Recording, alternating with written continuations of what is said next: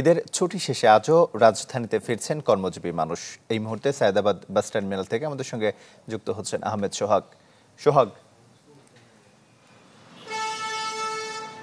জি তমাল, আমরা এখন আছি সায়েদাবাদ বাস টার্মিনালে।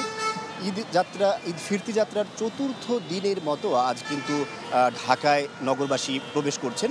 যারা ঈদ আনন্দ উপভোগ করতে গ্রামে আপনজনের সান্নিধ্যে গিয়েছিলেন, তারা কিন্তু কর্মের তাগিদে ঢাকায় ফিরতে শুরু করেছেন। গত 4 দিন ধরেই ঢাকায় বিভিন্ন জেলা থেকে প্রবেশ করছেন নগরবাসীরা। আমরা এখন সায়েদাবাদ বাস টার্মিনালে আছি। এখানে আমরা দেখতে পাচ্ছি দেশের দক্ষিণাঞ্চল থেকে, বিশেষ করে পদ্মা সেতু হয়ে যে সকল যাত্রীরা ঢাকায় প্রবেশ করেন, তারা কিন্তু এই সায়েদাবাদ বাস টার্মিনাল হয়ে ঢাকায় প্রবেশ করে থাকেন।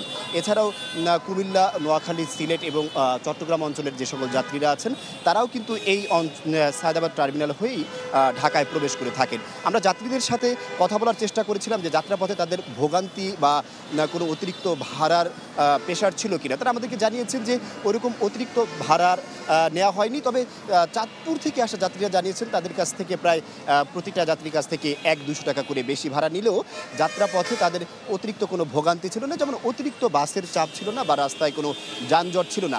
অর্থাৎ বলা যায় যে যাত্রীরা আমাদের কাছে আসলে প্রকৃতপক্ষে স্বস্তির কথাই জানিয়েছেন তাদের যাত্রাপথে।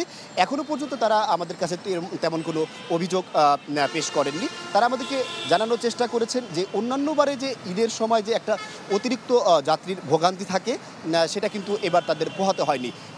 বরঞ্চ তারা পরিবার পরিজন নিয়ে আপনজনের সাথে ঈদ করে স্বাচ্ছন্দ্যেই আবার ঢাকায় ফিরতে পেরেছেন তাদের কর্মের তাগিদে।